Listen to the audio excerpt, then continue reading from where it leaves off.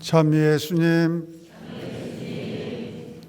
우리 교구의 사목 방향은 새로운 가정 복음화입니다. 사랑하는 형제 자매 여러분, 하느님 우리 아버지와 주 예수 그리스도에게서 은총과 평화가 여러분에게 내리기를 빕니다.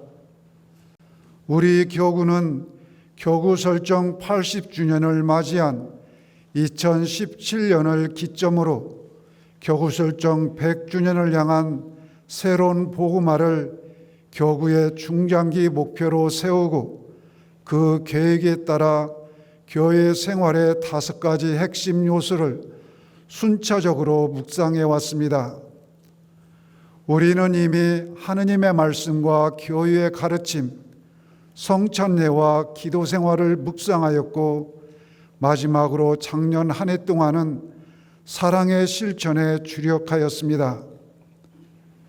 그동안 교구의 사목 교서에 따라 자신의 삶을 변화시키려고 노력하신 평신도, 수도자 그리고 사제 여러분에게 깊이 감사를 드립니다.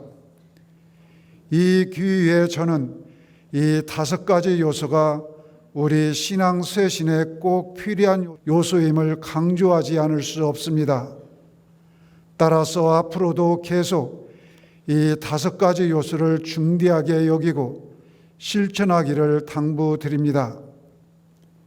그동안 우리가 주력해왔던 5가지 핵심 요소를 바탕으로 이제 저는 교구의 사목 방향을 새로운 가정 복음화에 초점을 맞추고자 합니다.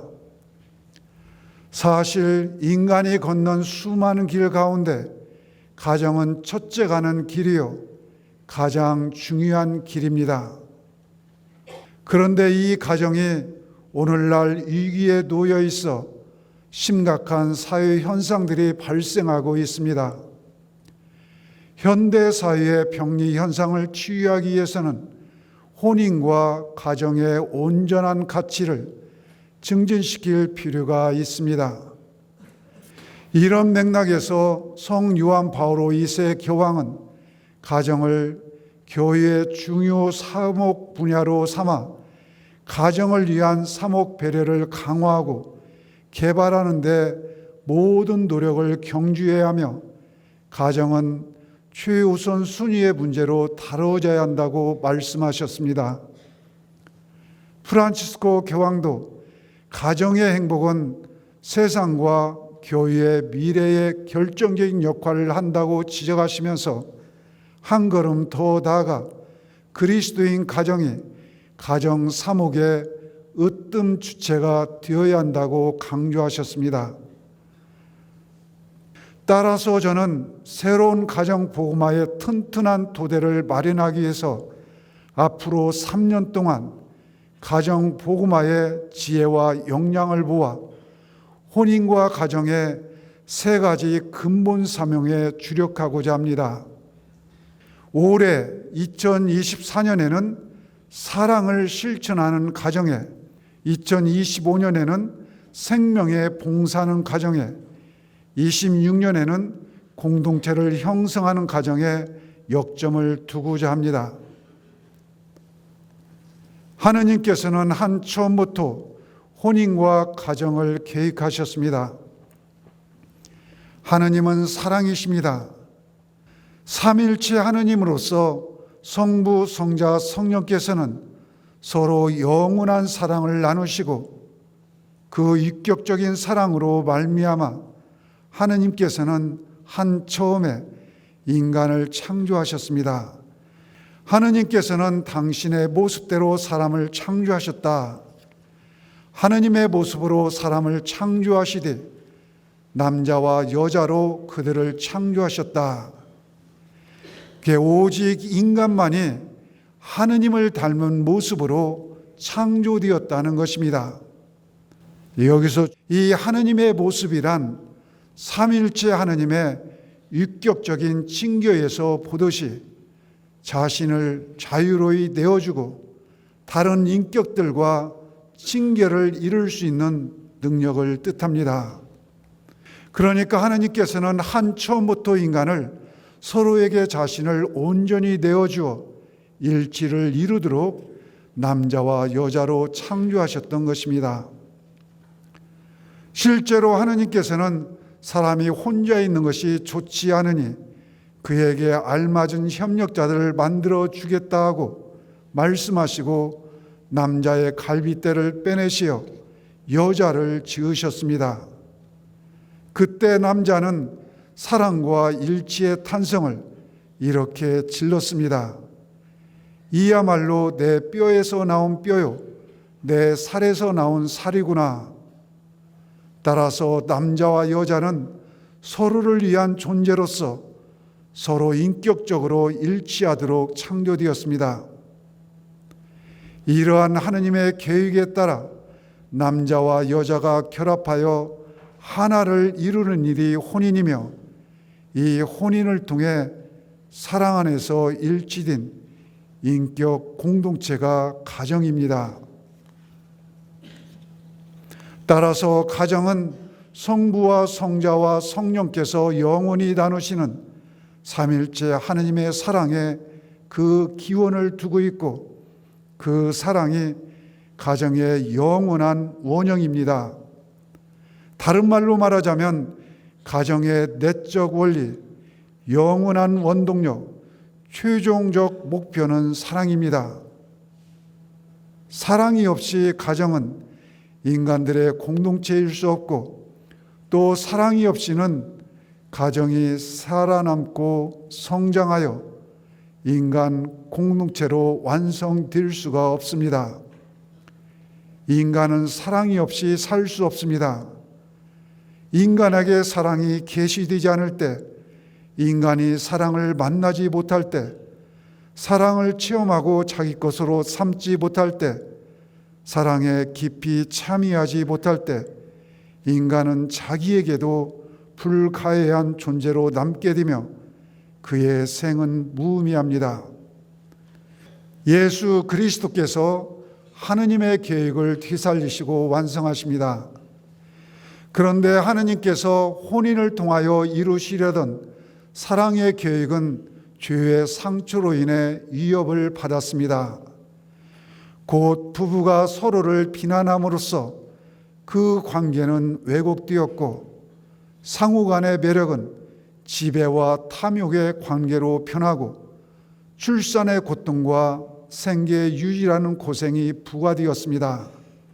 하지만 하느님께서는 죄 지은 인간을 버리지 않으셨고 거듭하여 은총을 베풀어 주셨습니다. 마침내 당신의 아들 예수 그리스도를 통해 그 처음의 질서를 회복시키고 완성하십니다. 먼저 예수님께서는 강생을 통해 인간의 가정과 긴밀한 관계를 맺으셨습니다. 그분께서는 나자렛 가정을 통해 이 세상에 오셨습니다. 그리고 당신의 강생으로 당신을 모든 사람과 언음으로 결합시키셨습니다. 인간의 손으로 일하시고, 인간의 정신으로 생각하시고, 인간의 의지로 행동하시고, 인간의 마음으로 사랑하셨습니다. 말하자면 예수 그리스도께서는 참으로 우리 가운데 한 사람이 되시어 아담의 죄로 잃었던 하나님과 닮은 모습을 회복시켜 주셨습니다. 그리고 당신이 태어나 자라신 그 가정에서부터 그렇게 하셨습니다. 예수 그리스도께서는 당신의 생애의 대부분을 나자렛 가정에서 드러내지 않게 사셨습니다. 그 가운데 우리는 무엇보다도 그 어머니 마리아와 요셉에게 하신 예수님의 순종을 강조하지 않을 수 없습니다. 근데 이렇게 순종하기 위해서는 먼저 자기 자신을 낮추고 자기 자신을 기꺼이 내어주어야 합니다. 그리고 이러한 자기 낮춤과 기꺼이 내어줌은 하느님께서 한 처음에 계획하신 징계와 일치를 이루는 그 사랑을 실현하는 근본 조건이기도 합니다. 이런 자기 낮춤과 내어줌은 마리아와 요셉에게서도 늘 발견되고 그 결과 나자렛 가정은 성가정을 이룰 수 있었습니다. 하지만 예수님의 이 순종은 마리아와 요셉에게서만 국한되는 것이 아닙니다. 오히려 이 순종은 하느님 아버지께 아들로서 하시는 순종의 현세적 표현입니다. 그러니까 이 순종은 예수님께서 우리의 구원을 위해 십자가 죽음에 이르기까지 하신 순종을 예고하고 미리 이루는 것입니다. 실제로 예수님께서는 하느님이셨지만 십자가에서 당신 자신을 비우시어 종의 모습을 취하시고 하느님 아버지께 온전히 순종하심으로써 아담의 불순종으로 파기되었던 것을 복구하셨습니다. 그리하여 이지러졌던 가정과 혼인을 그 본디의 형태로 뒤돌리셨습니다. 이로써 예수님의 한결같은 성실한 희생적 사랑은 부부 사이에 있어야 할 성실한 사랑의 본보기로 제시된 것입니다. 그리스도께서 십자가 위에서 당신 자신을 주시면서 보여주셨던 그 사랑을 부부가 실천하고 참여할 때 비로소 하느님의 본디 계획이 완성됩니다. 내가 너희를 사랑한 것처럼 너희도 서로 사랑하여라 는 말씀 그대로입니다. 한 걸음 더 나아가 예수 그리스도께서는 십자가에서 우리에게 성령을 보내주셨습니다. 그 성령은 우리에게 새로운 마음을 가져다 주어 그리스도께서 우리를 사랑한 것처럼 남자와 여자가 서로 사랑할 수 있게 합니다. 그리스도께서는 성령을 통하여 혼인과 가정에 하나님의 사랑을 증언하고 징계의 삶을 살아가는 데 필요한 은총을 베풀어 주신 것입니다. 말하자면 부부가 서로 사랑하며 살아갈 힘을 주시고 그들의 삶 전체에 믿음과 희망과 사랑이 스며들게 하십니다. 이렇게 하여 부부는 거룩해지고 거룩한 은총으로 예수 그리스도의 몸을 만들며 가정 교회를 이룹니다. 그리스도인 가정은 그리스도의 예언자직, 사제직과 왕직에 참여합니다. 예수 그리스도께서 당신의 죽음을 통하여 혼인과 가정을 그 본디의 형태로 뒤돌리셨을지라도 부부관계는 인간적 노력으로만은 부족하고 하나님의 도우심이 반드시 필요합니다. 인간은 아담의 죄로 인해서 상처를 입었기 때문입니다. 물질 만능주의와 극심한 개인주의와 상대주의 등이 만연하고 있는 우리 사회의 전반적인 상황도 우리의 가치관을 크게 위협하기 때문입니다.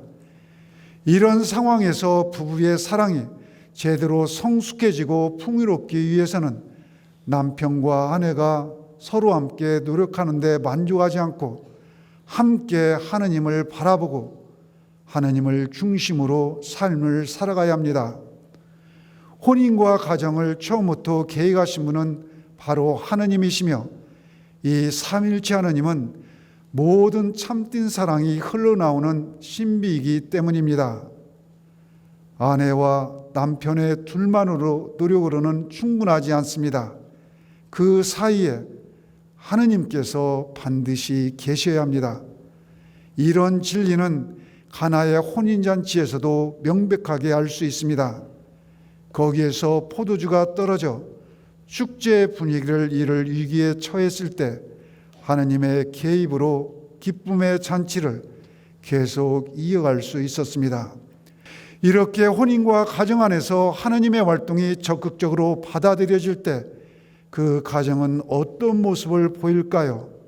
그 가정은 틀림없이 그리스도의 예언자직과 사제직과 왕직에 참여하고 또 실현하는 모습을 띌 것입니다. 성령의 인도하심에 충실한 가정은 먼저 하느님의 말씀을 존경스럽게 듣고 또 선포함으로써 자신의 예언적 역할을 완수하게 됩니다. 이런 사실을 성도 바울의 6세 교황은 이렇게 강조하셨습니다. 가정은 교회처럼 복음이 전달되는 곳이요, 거기서 복음이 빛나는 곳이기도 합니다. 사실 가정은 우선적으로 복음화되어야 하는 곳이며 동시에 복음 선포를 위한 가장 작은 공동체입니다. 프란치스코 교황도 현대 가정의 위기를 지적하면서 복음의 메시지가 가정 안에서 그리고 가정들 사이에서 언제나 울려 퍼져야 한다고 권고하십니다. 따라서 부부는 서로에게 뿐만 아니라 자기 자녀들과 다른 가정에게도 복음을 전해야 합니다. 특히 가정은 한 세대에서 다음 세대로 신앙을 이어주는 자리입니다. 부모는 자녀에게 신앙을 가르쳐주는 첫 스승입니다. 그렇게 신앙을 전하기 위해서는 부모는 자신이 참으로 하느님을 믿고 하느님을 찾고 하느님의 필요성을 느껴야 합니다. 부모는 하느님의 자비로운 사랑을 먼저 체험할 때 그 놀라운 사랑을 비로소 자녀에게 전할 수 있습니다. 부모는 가정교회야말로 어린이들과 젊은이들이 본격적인 교리 교육을 받을 수 있는 유일한 곳임을 잊지 말아야 합니다. 가정은 또한 세상에 복음을 전하는 도구입니다. 그리스도인 가정은 믿지 않는 사람들이나 가정들에게 그리스도의 현존과 그의 사랑에 빛나는 징표가 되어야 합니다. 그래서 그리스도를 완전히 받아들이는 방향으로 그들을 이끌고 지지해 주어야 합니다. 나아가 그리스도인 가정은 자기 자녀들이 모든 사람을 사랑하시는 하나님의 사랑을 깊이 깨닫게 교육함으로써 사제나 수도자의 성소를 심어줄 수 있습니다. 성령의 인도하심에 충실한 가정은 둘째로 대사제이신 그리스도의 사제직에도 참여합니다. 혼인성사를 받음으로써 탄생한 그리스도인의 가정은 성사와 생활의 봉헌을 통해서 그리고 기도 생활을 통해서 하느님과 깊은 대화를 나눕니다. 그렇게 함으로써 그리스도인 가정은 스스로 성화될 뿐 아니라 교회의 공동체와 세계를 성화합니다. 부부는 혼인성사의 힘으로 혼인과 가정의 임무를 수행하여 날로 더욱 자기 완성과 상호 성화를 위해서 나아가며 하느님께 영광을 드리게 됩니다. 그리고 사랑의 선물인 성체 성사를 통해서 부부는 그리스도 친히 교회를 사랑하시고 교회를 위하여 당신 자신을 바치신 것처럼 그렇게 서로 자신을 내어주며 영원한 신의로 서로 사랑하는 힘을 끊임없이 길어 올립니다. 그리고 가정의 구성원들이 성체를 나누어 모심으로써 한 몸이 되고 교회의 더욱 넓은 일치에 참여합니다. 나아가 고해 성사를 통해서 부부는 하나님의 풍성한 자비를 만나고 그리하여 서로 용서하고 화해하여 다시 가정의 일치를 이룹니다. 이 자리에서 특히 남편과 아내, 부모와 자녀가 함께 공동으로 바치는 가정기도를 강조하지 않을 수 없습니다. 가정기도는 가정의 모든 일을 하느님의 손에 맡기며 그분의 사랑 어린 개입을 간절하게 청하는 기도입니다. 여기에서 부모는 자녀들에게 기도를 가르칠 책임과 자녀들이 하느님의 신비를 점차로 발견하며 그분과 개별적 대화를 하도록 인도할 특별한 책임을 지니고 있습니다. 자녀들에게 기도를 가르치는 데에는 부모의 구체적인 모범과 생생한 증거가 필요합니다. 곧 부모는 자녀들과 함께 기도함으로써만 자신의 사제직을 수행하면서 자녀들의 마음의 심층에 파고들 수 있고 그들에게 지워질 수 없는 인상을 남길 수 있습니다. 아울러 모든 가족들이 특히 주일과 축일의 미사성제에 함께 참여하는 것도 중요합니다. 우리는 세상을 변화시키는 그리스도인의 가정의 열매는 그리스도와 일치하고 전례와 자기 봉헌과 기도로서 보장된 삶에서만 나온 것임을 명심해야 됩니다. 성령의 인도하심에 충실한 가정은 마지막으로 인간에 대한 봉사 정신과 실천을 나누는 가운데 그리스도의 왕직에도 참여합니다.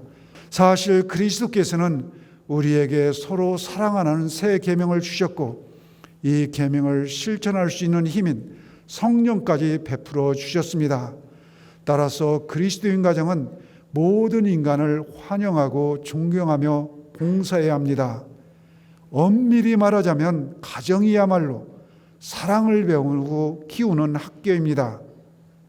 여기서 사랑이란 자기 중심적인 사랑이 아니라 예수님께서 보여주신 이타적인 사랑입니다. 가정은 아무런 조건 없이 사랑하고 이해하며 용서하는 법을 배우고 키울 수 있는 가장 훌륭한 사랑의 학교입니다. 특히 남편과 아내 사이에서 그리고 부모와 자녀 사이에서 그런 사랑이 촉진되고 성장되어야 합니다. 그리고 한 걸음 더 나아가 가정을 넘어 이런 사랑은 같은 신앙을 나누는 형제와 자매들에게로 나가야 하고 궁극적으로는 가난하니 병약자, 고통을 당하거나 불의하게 취급당하는 사람들 안에서 그리스도의 얼굴을 찾을 줄 알고 사랑받고 봉사받을 동료 인간을 발견해야 됩니다. 그럼으로써 그리스도인 가정은 사랑 안에서 교회를 건설하면서 동시에 인간과 세계에 봉사하게 됩니다. 우리 신앙 선조들은 가정교회를 실현하였습니다. 새로운 가정 복음화를 강조하는 이 기회에 우리 신앙 선조들의 모습을 생각하지 않을 수 없습니다. 유한검 아우구스티노 순교복자 가정을 유시하여 우리 신앙 선조들은 당시 혹독한 박해 중에서도 가정교회를 이루었습니다. 신앙 선조들은 온 가족이 구원되기를 바랐고 가정을 신앙의 요람으로 여겼습니다.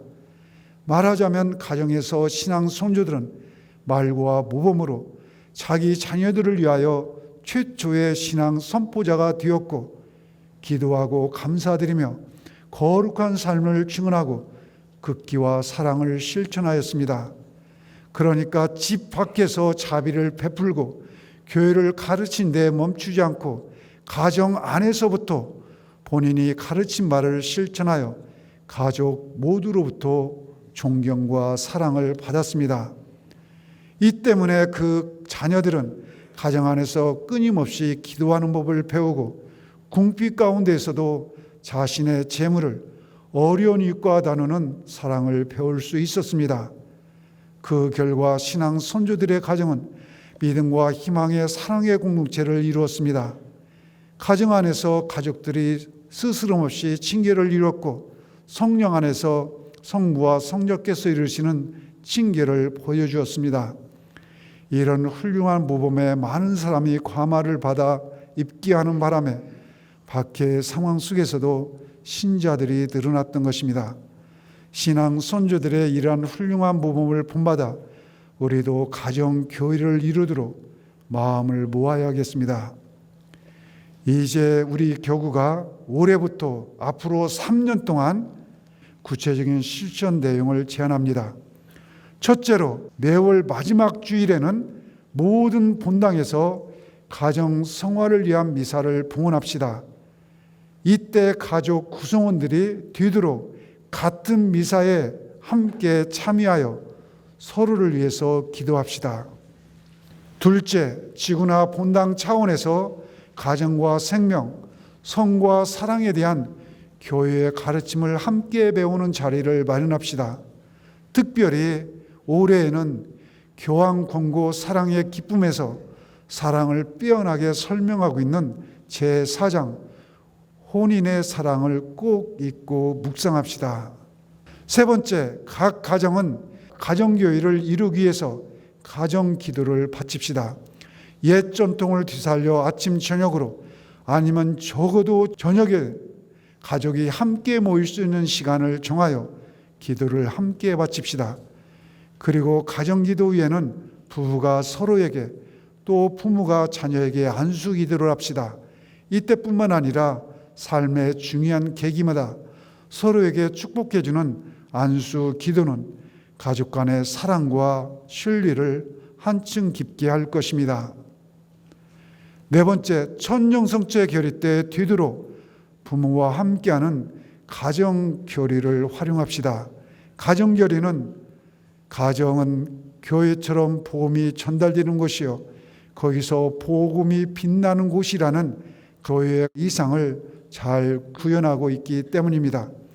다섯째, 가족이 함께 교구의 성지들을 순례하여 순교자들을 현양하고 그 훌륭한 신앙을 본받으십시다. 특히 물질 만능주의와 극심한 개인주의와 이기주의가 팽배하는 오늘날 순교자들이 보여주신 모범처럼 하나님을 우리 삶의 첫째로 보십시다. 여섯 번째, 가정 사목국이 가정의 성화를 위해 연례적으로 주관하는 각종 프로그램이나 행사에 적극적으로 참여합시다. 이 프로그램과 행사는 특히 생애 주기별로 계획된 것으로서 가정교회를 이루는데 아주 유익합니다. 이 부록에 그 실전사항을 수록해 놓았습니다. 각자 상황에 알맞게 자발적으로 활용했으면 좋겠습니다. 일곱 번째, 그동안 해왔던 것이죠. 한국 천주교 모든 교구가 동참하고 있는 한반도 평화를 위한 밤 9시 주미경 바치기 운동에 계속 이렇게 합시다. 이 기도 때 가정의 성화를 위해서도 지향을 두고 바치시면 되겠습니다. 마지막으로 우리 후손들을 위해 우리의 공동의 집, 지구를 살리고 피조물 보호를 위한 생태 영성을 실천합시다. 가정에서부터 기도하고 구체적으로 행동하며 노력했으면 좋겠습니다. 그래서 2024년 한 해 동안 하나님의 사랑 안에서 혼인과 가정의 온전한 가치를 새롭게 발견하고 증진함으로써 새로운 가정 복음화의 길을 함께 걸어가기를 빕니다. 그래서 한처음에 하나님께서 계획하신 일이 실현되어 하나님의 사랑을 우리 교구가 전체 노래할 수 있기를 빕니다. 감사합니다.